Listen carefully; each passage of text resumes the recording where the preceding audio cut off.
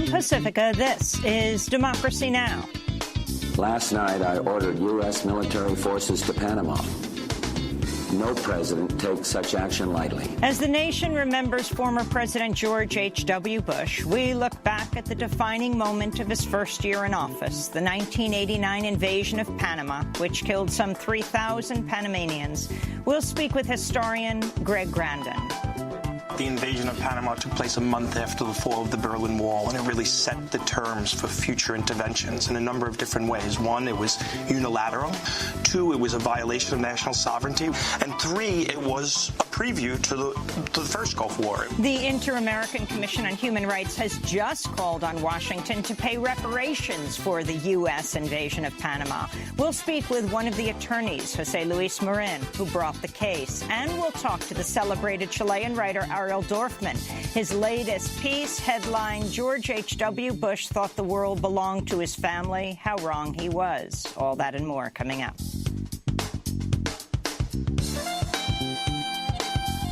Welcome to Democracy Now!, democracynow.org, The War and Peace Report. I'm Amy Goodman. In Wisconsin, protesters took to the state capitol Monday evening to oppose an effort by Republican state lawmakers to push through a series of bills to strip power from incoming Democratic Governor Tony Evers before he takes office.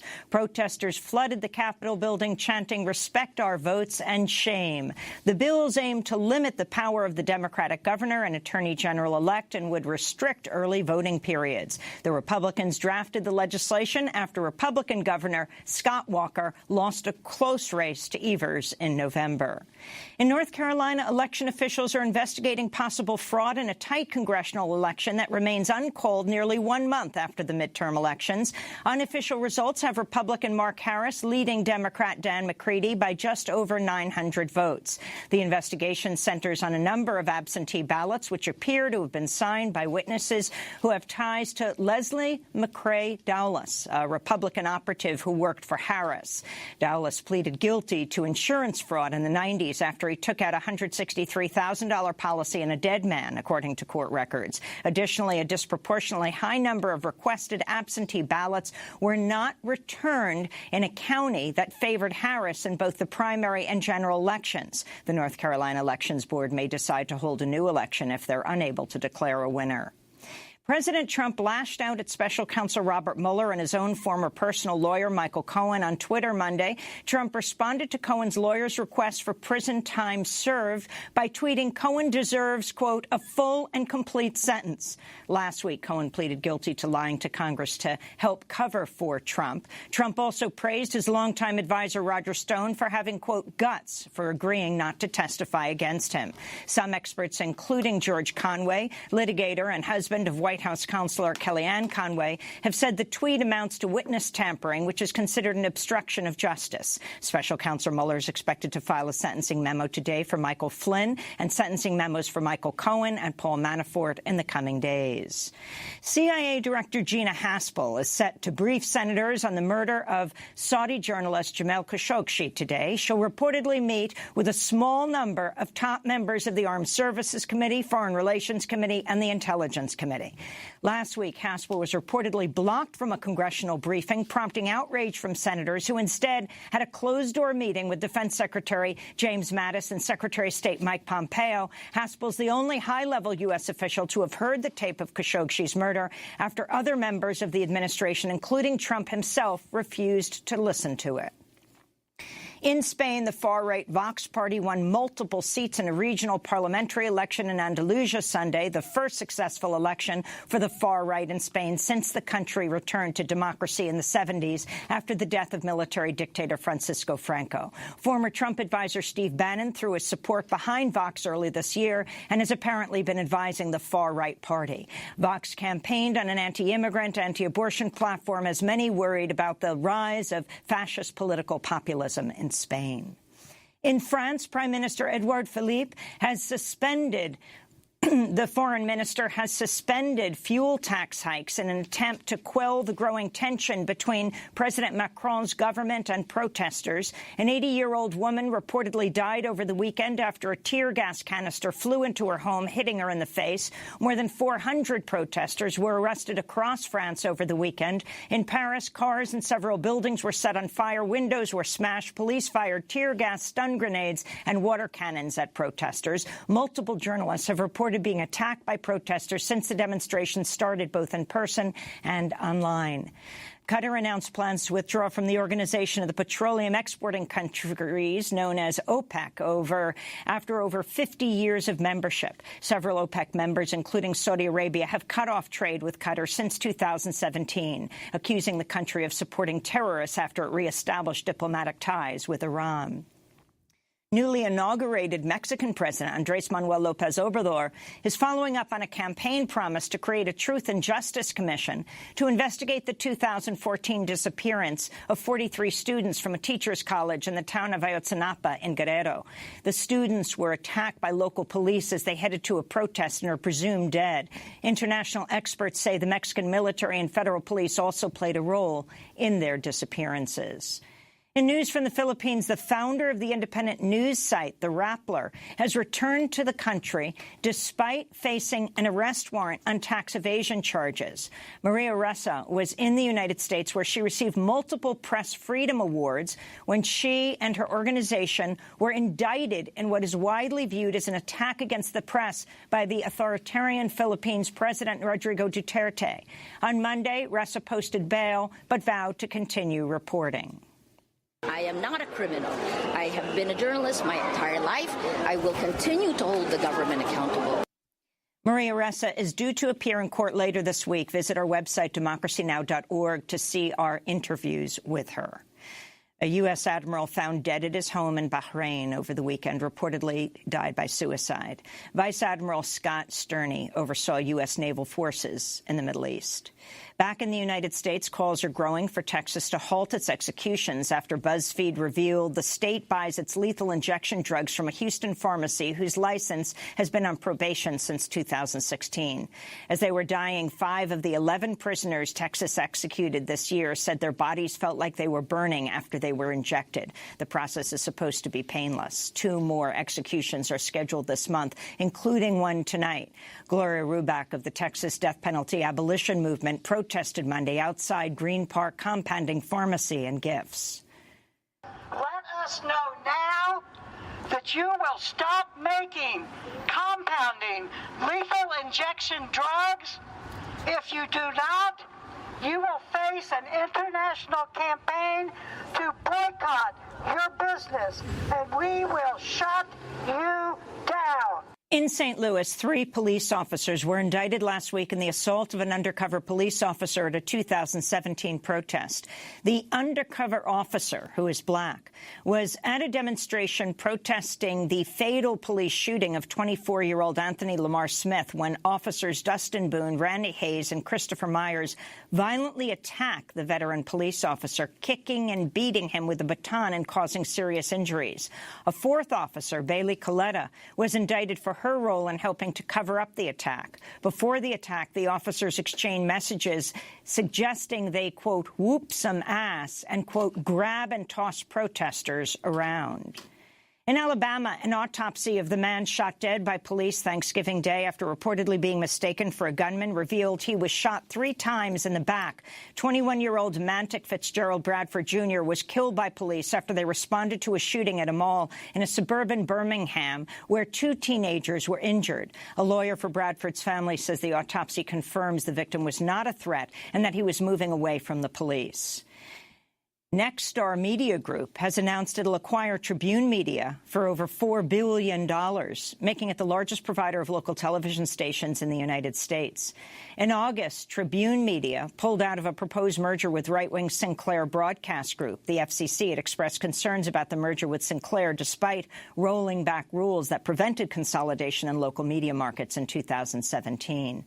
And in Canada, Indigenous activists have been physically blocking the construction of the largest fracking project in Canada's history.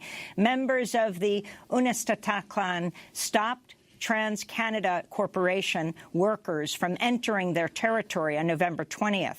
The land on the western coast of Canada is in the path of the planned $4.7 billion Coastal GasLink pipeline. Last week, TransCanada applied for an injunction against the Indigenous community in an attempt to gain access to the land. This is Frida Hewson, a spokesperson for the camp.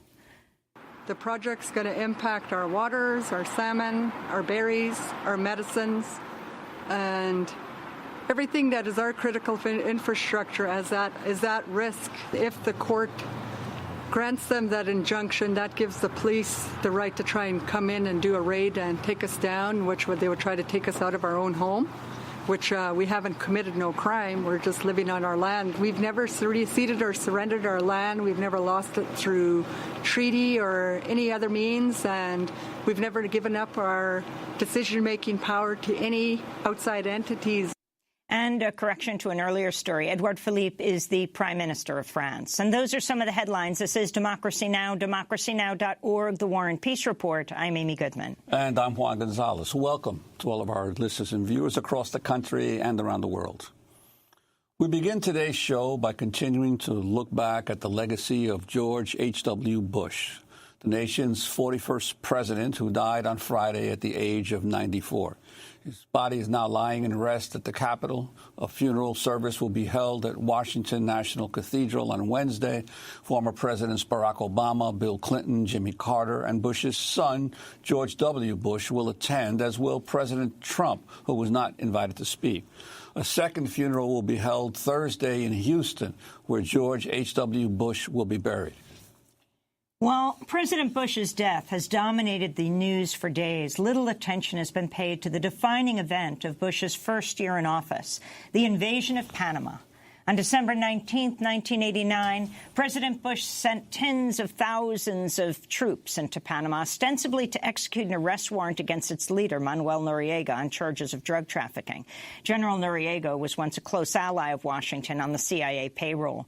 In a nationally televised address, Bush claimed the invasion was needed to defend democracy in Panama. Last night, I ordered U.S. military forces to Panama. No president takes such action lightly. This morning, I want to tell you what I did and why I did it. For nearly 2 years, the United States, the nations of Latin America and the Caribbean, have worked together to resolve the crisis in Panama.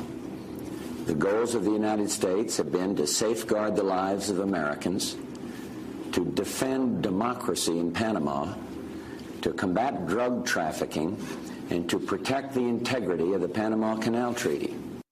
During the attack, the U.S. unleashed a force of 24,000 troops equipped with highly sophisticated weaponry and aircrafts against a country with an army smaller than the New York City Police Department. An estimated 3,000 Panamanians died in the attack. But the war was highly sanitized in the U.S. media. This is part of the trailer for the Oscar-winning documentary Panama Deception.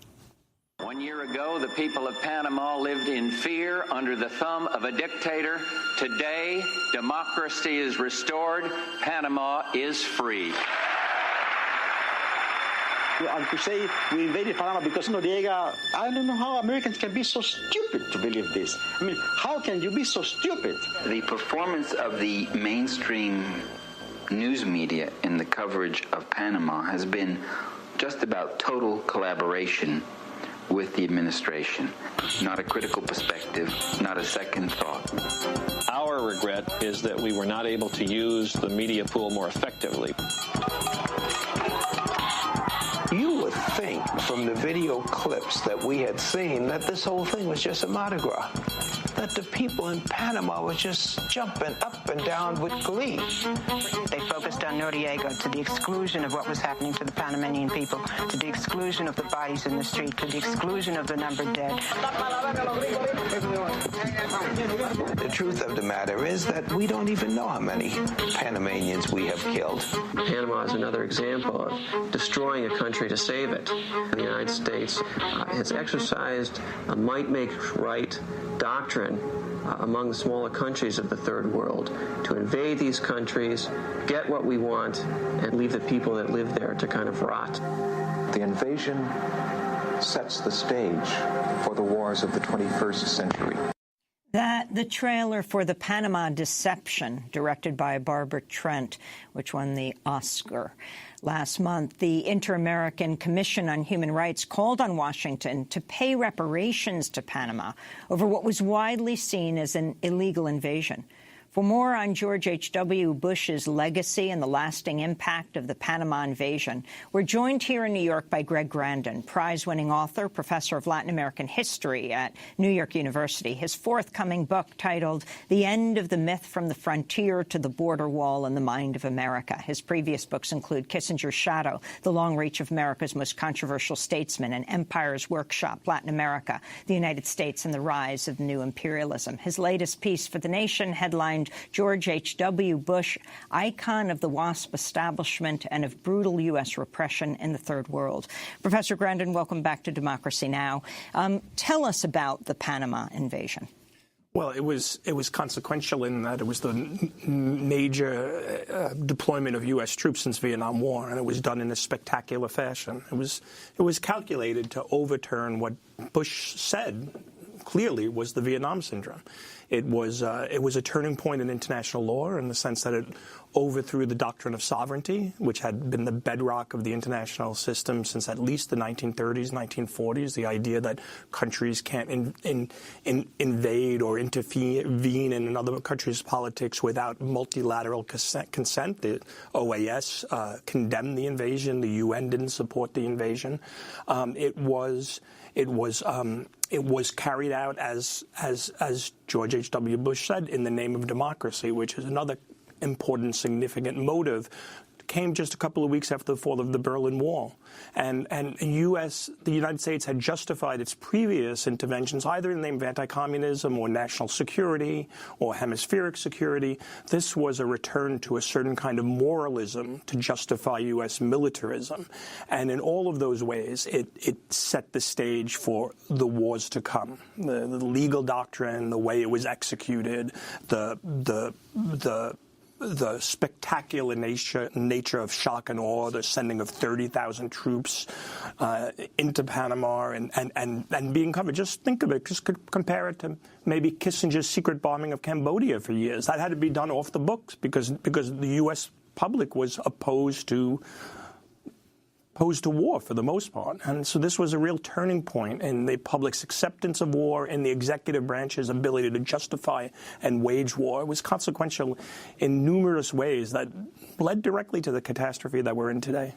And Greg, in terms of the historical significance, there had been a prior, even smaller invasion when Bush was vice president and Reagan was president of Grenada, a country of less than 100,000 people. Right. But this was actually a more substantial nation. Panama at the time had about 2.4 million people,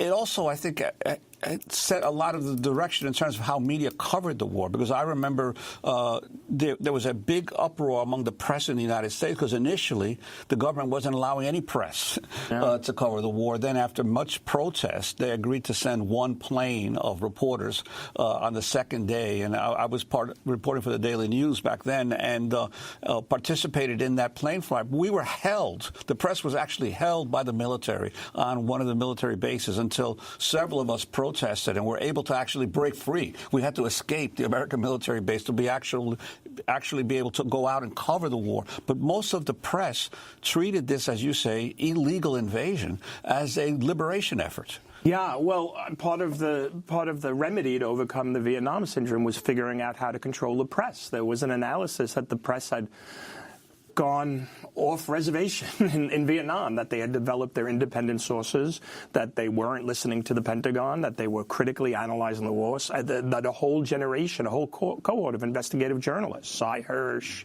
Michael Herr, cut their teeth in Vietnam and were critical of U.S. foreign policy. That was a problem that needed to be solved. And Panama allowed them to try out different ways, and you experienced it directly when you covered Panama, and they just got better at it until they got to the first Gulf War and the second Gulf War, where the press were kept in embedded coverage and all of that. Juan, explain what it was like to be on that plane and who was holding you on the military base. Well, it was actually the because you have to understand, Panama was already occupied by the United States. There were several military bases in the Canal Zone because the Canal Zone had not yet been returned to Panama. So the U.S. military was already there. But then once the plane of the press landed on the second day, December 20th, we were basically held on the base. And they would bring out prisoners for the press to interview that they had captured, detainees they called them, that they had captured. But they were not allowing the press to go out and actually cover the attacks on Panama City.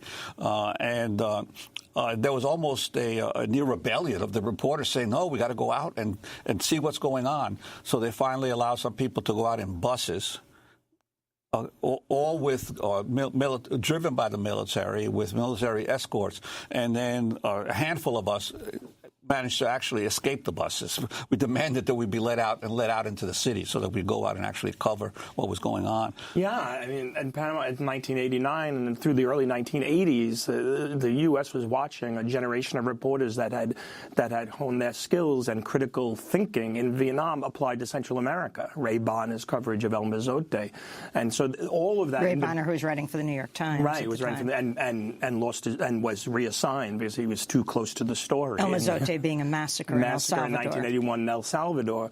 And there was also ways in which reporters were just developing their own independent sources. They were too autonomous, they were too critical, and all of that had to be controlled, and they had to be brought back in and reestablished as a pillar of the national security state, whether as cheerleaders or as just uncritical commentators and catalogers of what was happening. And the issue of Noriega's prior relationship to the CIA, and George Bush, having been a CIA director at one time, was well aware of Noriega's role. Yeah, he was our man in Panama. He was a key asset in Iran-Contra, and Iran-Contra being a broad, not just one scandal, but a broad policy of cultivating anti-communist allies within the region, whether they be drug runners, whether they be dictators, anybody who they can use to create this logistic network to support the Contras and anti-communist force, and Noriega was a key ally. That changes in 1986. Ironically, Cy Hirsch publishes a story in the New York Times that details all of his connections with drug running and his deep involvement in narco trafficking, and so he became too much of a liability. But he wasn't high on the agenda of removal in the last years of the Reagan administration, or even in the first years of the Bush administration. The Bush administration kind of fell into the invasion of Panama in some ways. Well, pushed domestically. There was social movements in Panama for democracy that had been repressed. And domestic politics within the United States was pressing the White House to do something, do whatever. And Dick Cheney appeared on McNeil Lehrer and said, "We're not in the business of democracy promotion." Dick Cheney being, I can't remember, what was he in Bush? He was the Secretary of Defense under Bush, right? Secretary of Defense. And he said, we're not in the business of democracy promotion. We're going to let this play out. And he got criticized. So the Bush administration saw an opportunity and so it immediately escalates. And then it moves quickly from an effort to stop drug trafficking to the democracy promotion justification moves high up on the justification within a couple of days until Bush appears on TV and says that's the reason why we were invading Panama. We're going to come back to this discussion, and we'll also be joined by other people. Greg Grandin, prize-winning author and professor of Latin American history at New York University. His forthcoming book, The End of the Myth, From the Frontier to the Border Wall in the Mind of America. This is Democracy Now! We'll be back with him and others in a minute. Taking control of much of the country, but their chief target, General Manuel Noriega, escaped. Manuel Noriega belongs to that special fraternity of international villains, men like Gaddafi, Idi Amin, and the Ayatollah Khomeini, whom Americans just love to hate.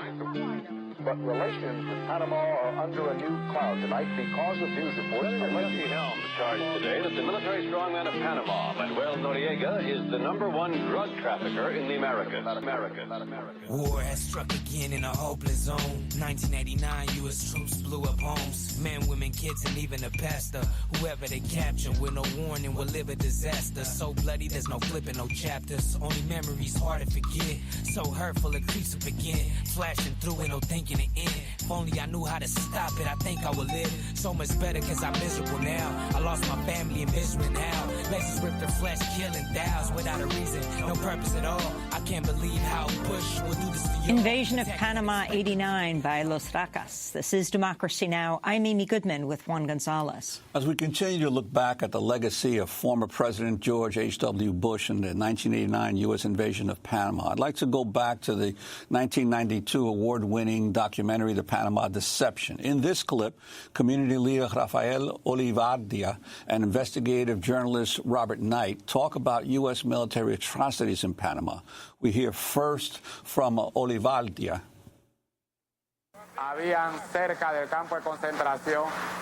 There were many Panamanian troops at the Balboa concentration camp.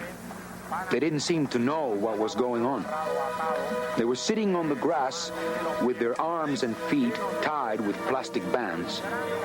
I, along with many other people from El Chorrillo, witnessed their execution right in front of us. 8 of the soldiers at the entrance were executed by U.S. troops. A Spanish news photographer who, in the early moments, was able to get a picture of bodies lined up in the morgue, was subsequently shot under very strange circumstances.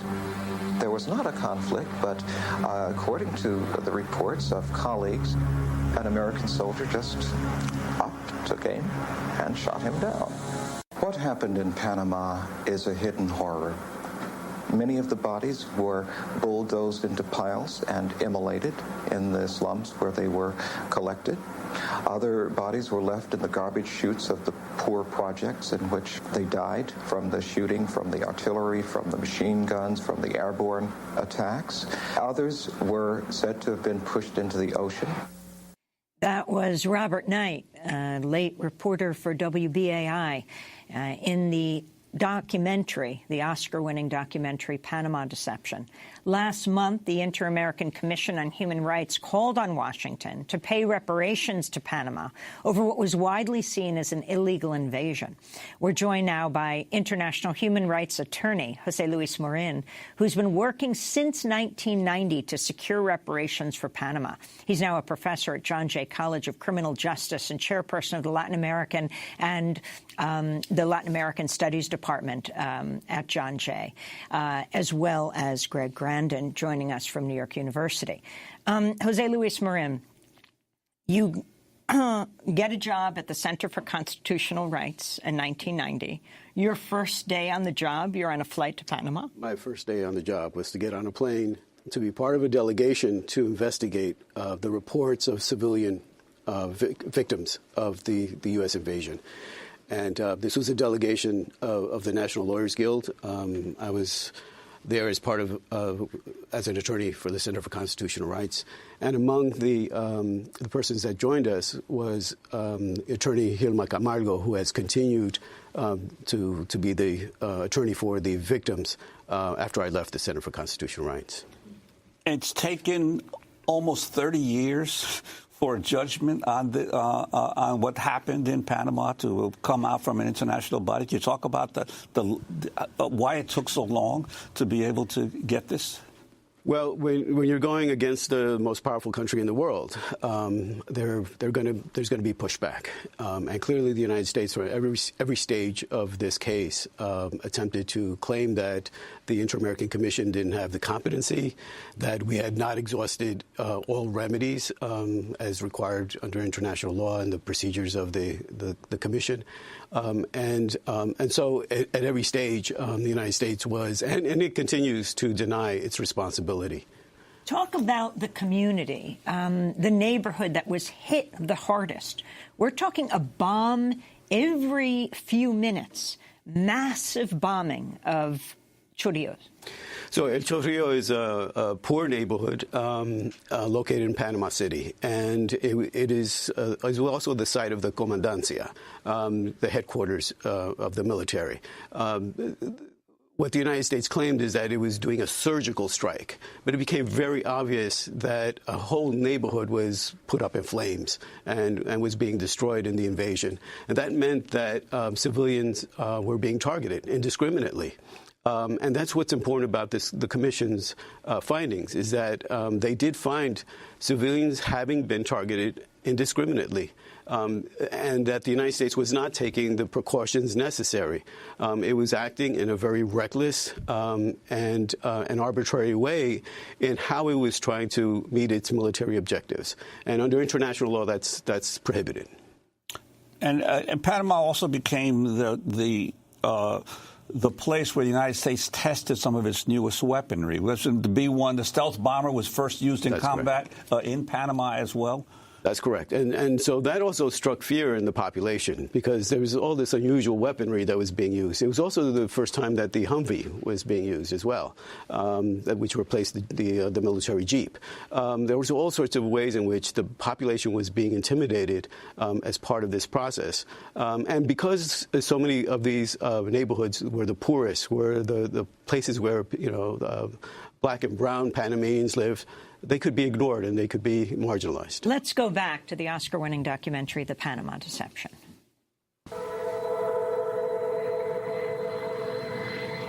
The Pentagon used Panama as a testing ground for newly developed high-tech weapons, such as the stealth fighter, the Apache attack helicopter, and laser-guided missiles.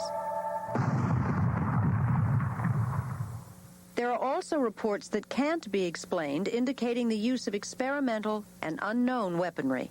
Nosotros tenemos testimonio de personas combatientes que murieron. We have testimony about combatants who died literally melted with their guns as a result of a laser.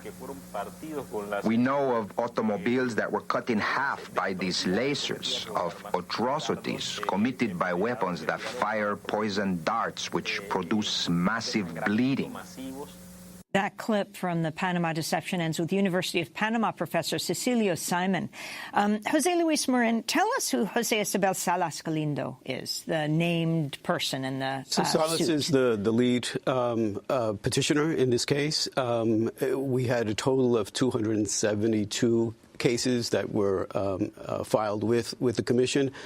His case was quite compelling because not only did he suffer injuries, but his wife, Dionisia, who was at home at the time in a building that's known as a 15-story building, was struck with artillery fire. She was in the kitchen at the time. Her body was destroyed. I mean, literally destroyed in that attack while she was at home, and in ways that were just indescribable. People described that they had, because her remains were scattered in the kitchen, had to be shoveled into a body bag. The other family members also in that attack also suffered injuries, and they're part of the case. Greg Grandin, I'm wondering your assessment of the impact of the Panama invasion on the Bush presidency, because he was always battling criticism that he was a wimp, that he was he was not fit to be president, and how this affected him. Well, he was constantly fighting the image of being a wimp and ineffectual, living in the shadow of Ronald Reagan. He was called Reagan's lapdog. He had a long history of violence in the Third World, starting back from his days in West Texas with the Zapata Oil Company. He was involved with the CIA, which they helped run logistics to the Bay of Pigs. He, as head of the CIA, he presided over the head of the CIA in 1976. During the height of Operation Condor, which kind of organized national death squads in Latin America and coordinated their activity. The single largest run of bombings and executions carried out by Condor happened while Bush was the head of the CIA. Iran-Contra as vice president. And so Panama... And when you say Iran-Contra, just if you could expand on that, especially for young people who don't understand what this was. Iran-Contra was a many hydra-headed scandal that involved selling high-tech weaponry to Iran, diverting the profits to support the anti-communist Contras in Nicaragua and Central America. In violation of U.S. law. In violation of U.S. law war, but also my gesture to it meant that it supported the worst kind of death squatters and assassins and fascists in Central America throughout the 1980s, and Bush was deeply involved in that as vice president and coming out of his work with the CIA. So my point to the leading of Panama is that Bush had a long history of violence in the Third World as a way of establishing himself, which obviously continued with the first Gulf War. And a key part of that Iran-Contra is that once Bush becomes president, he pardons all the people who were involved with it. No, not once he becomes president. When he's leaving. When he's leaving as president. By Clinton in Christmas Eve, 1992. He pardoned 6 of them. And Lawrence Walsh, the independent prosecutor, says that this completes the cover-up of Iran-Contra. So in some ways, it's a precedent for current politics in terms of the limits and limitlessness of presidential power to sweep scandals that they're involved in under the rug. Now, President Bush defended his decision to issue the pardons. He issued a statement saying, in part, first, the common denominator of their motivation, whether their actions were right or wrong, was patriotism.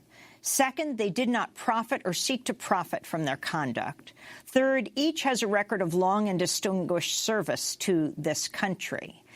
This is Caspar Weinberger, former Secretary of Defense for the Reagan administration, speaking shortly after he was pardoned by George H.W. Bush. I'm completely confident that I would have been acquitted in a real trial when I and my real attorneys, Bob Bennett and Carl Rao, who are, I think, the finest in the country, would be participants, and they would present real evidence to a real jury. I am very pleased, however, and very relieved that my family and I have been spared this terrible ordeal of a very long and unjustified trial. Now, Lawrence Walsh, who is so utterly frustrated by this, said this was the decapitation of the investigation. He had come out of the Eisenhower administration, actually. Talk about, this was Caspar Weinberger and the other defendants who had their records wiped clean. They had the records wiped clean, and the scandal went down the memory hole. Iran-Contra was consequential in the sense that it brought together a lot of the different coalitions that made up the Reagan administration, the evangelical right, the neoconservatives, the militarists, and anti-communists, and they gave them Central America to run wild with, basically funding the Contras, which were the anti-communist insurgencies seeking to overthrow the Sandinistas. Michael Isikoff wrote in 1991, the Medellin cartel, once branded by U.S. officials as the world's most violent and powerful drug trafficking organization, made a $10 million contribution to the U.S.-backed Contra guerrillas fighting during the 80s to overthrow Nicaragua's Sandinista government, a former cartel leader testified today. Yeah, I might be wrong, but I think they routed that through Manuel Noriega. That's how it got to the Contras. So it brought together all of the worst elements. But the larger point, it's all part of the overcoming the Vietnam syndrome. It's all about the executive branch figuring out how it can reassert and project military power free from all of this democratic oversight. The Congress had prohibited aid to the Contras, and that was the main kind of prompt that forced the Reagan administration to figure out. And the main operation run through Vice President George H.W. Bush's office? And Oliver North and an interwar party. Oliver North was the point person. He was, so there was, and so that's Bush's legacy. But it's a continuation, because if you look at his work in the 1960s with Zapata Oil Company, it's all the same dense. And the point isn't to establish conspiracy theory; it's to show the sociological overlap between these different sectors. If you could expand on it, because clearly, even though people say he was a director of the CIA for only about a year, but he had a long-running relationship with the CIA. His father was OSS, which was the CIA precursor during World War II. Prescott Bush, before he was senator. He went to Yale, Skull and Bones. Every major player in the Bay of Pigs operation came out of Skull and Bones. I mean, there was no daylight. The secret society. The secret society at Yale. So the CIA was like Skull and Bones writ large, with millions of dollars of budget, so. Again, it's not conspiracy, because conspirators are obsessed with the Bush family, and they might and might not have done this or that. But the point is that there was a close relationship between the kind of WASP, pure-blood East Coast establishment that the Bush family represented and the intelligence community. And Bush represents in some ways its radicalization after the Cuban Revolution in Texas and then Iran-Contra. So there's a through line through Bush's life, which has been completely ignored in all of the obituaries and remembrances of Bush. And that through line is the easy resort to violence in the third world. And you note in your piece for The Nation that it wasn't just Bush's father, Prescott Bush, who was a senator, but even his grandparents. Talk about his grandparents. Comes from the bluest blood. Samuel Bush, Prescott Bush, his uncles. He comes from a family that occupied the highest echelons of Episcopalian capitalism in its most expansive period, when finance, industry, and energy extraction and militarism were interlocking and fusing together.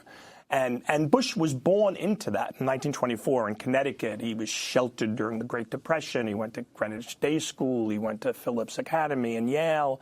And then what's interesting, sociologically interesting about Bush is his move to West Texas. So that move represents the broadest shift of American capitalism from the East Coast to this new center of gravity, more ideological, hostile, which becomes the basis of the new right, which becomes the basis of Ronald Reagan and George W. Bush and even a lot of the forces that back Trump.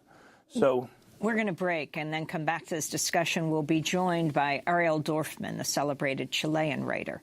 Our guests are Greg Grandin of New York University and Jose Luis Marin, who was one of the first lawyers to bring a lawsuit against the Bush administration for the U.S. invasion of Panama back in 1989. Stay with us.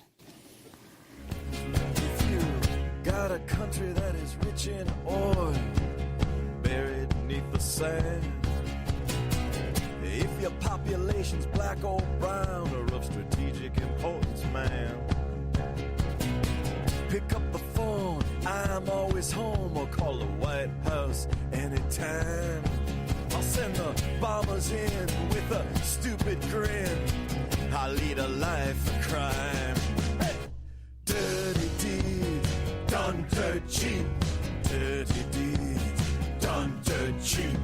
Dirty deed, done dirt cheap. Dirty deeds and they're done dirt cheap. Dirty deeds and they're done dirt cheap. You got problems with the local folks, the ones you haven't shot. If you find the prisoner just won't talk, innocent or not.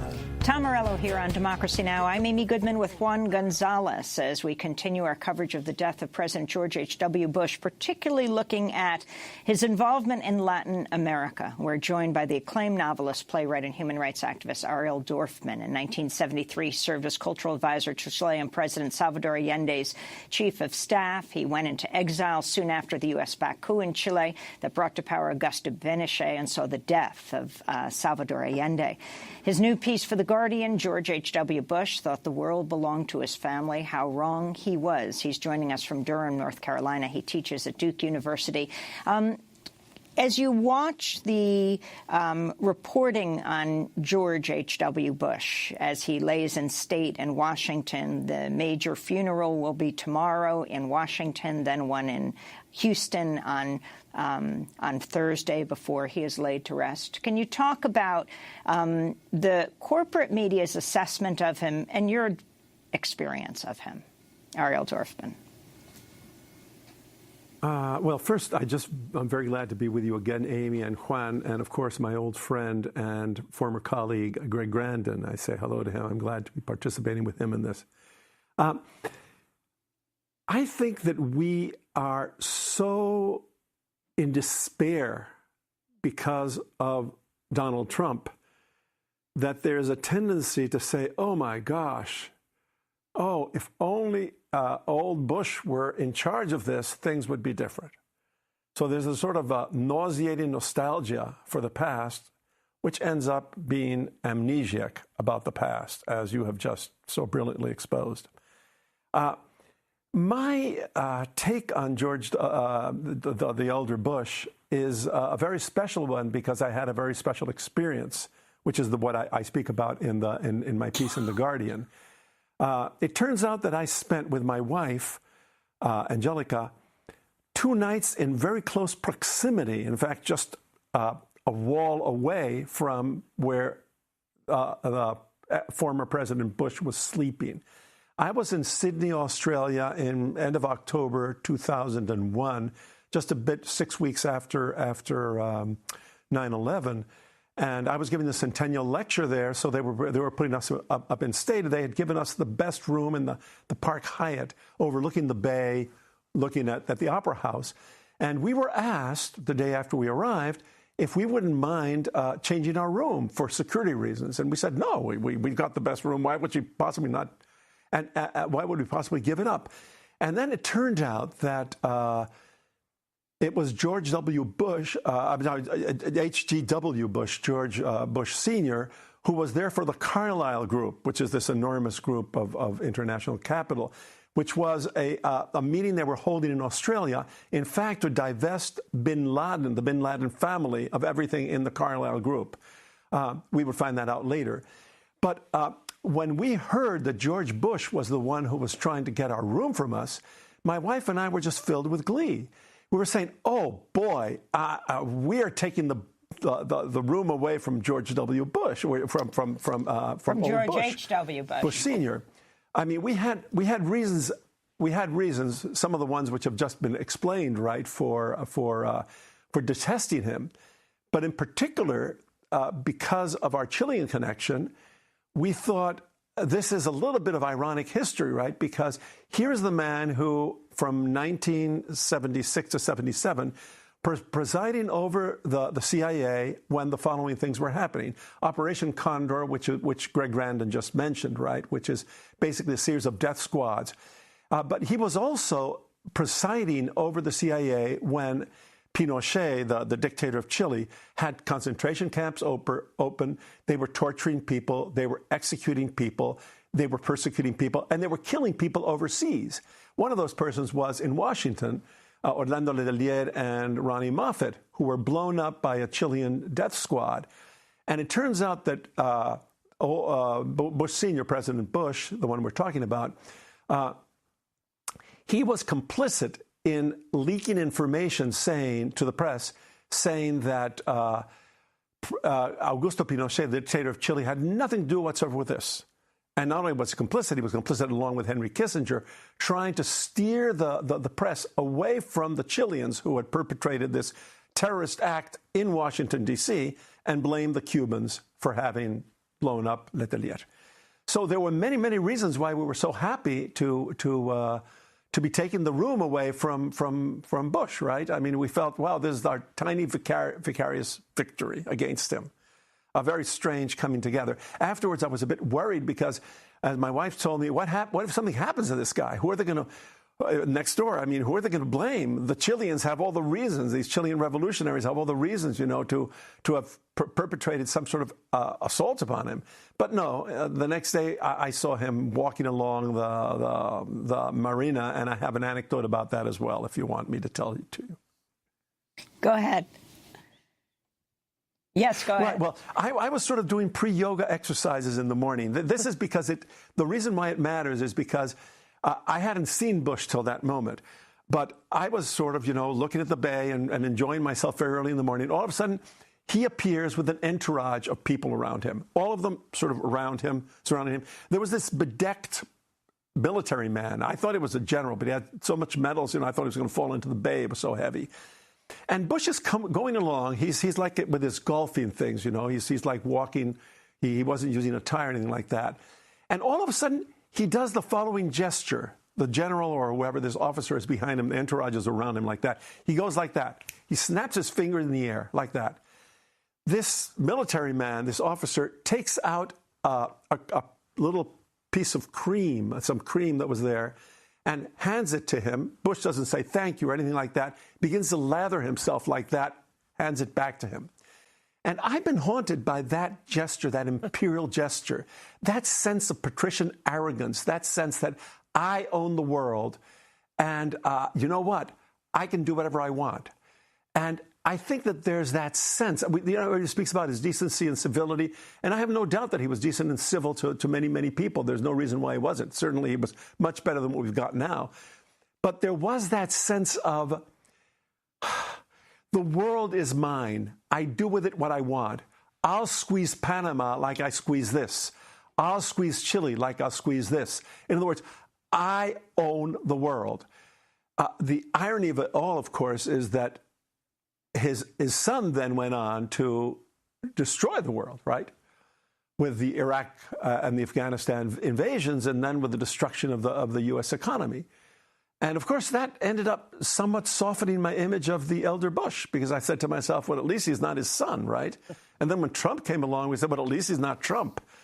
And of course, Bush did some things that were worthy of praise. There were the terrible things he did. He did the American Disabilities Act, and he lowered the threat of nuclear war. And there's some other things.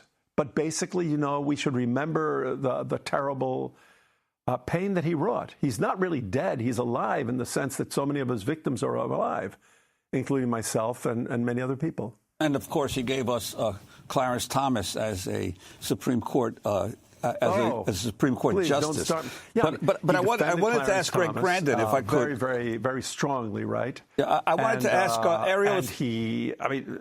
There's just, at the AIDS, let's not even speak about his attitude towards AIDS, right? He told gays that they should change their behavior, as if they were to blame for the fact that AIDS was decimating them, and don't forget that he was the vice president of Reagan. My gosh, that would be enough to condemn him to the Hall of Infamy. Well, I'd like to ask Greg Grandin, the issue of the sector of the Republican Party or the American elite that Bush represented or was essential to vis-a-vis the Trump administration and those who are in power in the Republican Party today. Yeah. I mean, obviously, as Ariel pointed out, there's a lot of kind of nostalgia, yearning, and a lot of the praise of George H.W. Bush has to do with the politics today, and Bush seen as the opposite of Trump. There's a continuation. There's the decay, the rot that George H.W. Bush represented. The CIA coming to power in 1988. It was a big deal that a CIA director. This was like the fulfillment of the national security state taking power. I remember nobody even talks about that anymore. But it was the first time a CIA director became but the president. Rot that Bush represented. It delivered us to Trump, and there is a tendency to kind of posit these two people as opposites. Trump's grasping and his grotesquerie, this whole shtick. But in some ways, they're mirror images of each other. You go back to that Bush family, the two grandfathers embedded in in Brown Brothers Harriman. Their economic deals with foreign countries, including Russia, were just as sketchy and unaccountable and corrupting as what Trump is accused of, right? There might have been a moment of reform that separated those two that makes Trump seem unacceptable, but in some ways there's a continuation. And certainly the catastrophe that the first Gulf War, the second Gulf War that his son delivered onto us has laid the groundwork for the complete debasement of American politics that Trump represented. So it's not a question of this or that, comparing these two things as if they're separate, but understanding how this led to that, how Bush led to Trump. And Jose, I wanted to ask you in terms of the impact of the Panama invasion on how U.S. policy is regarded internationally in terms of the ability of the United States to act in such a unilateral form to just come in and invade a country.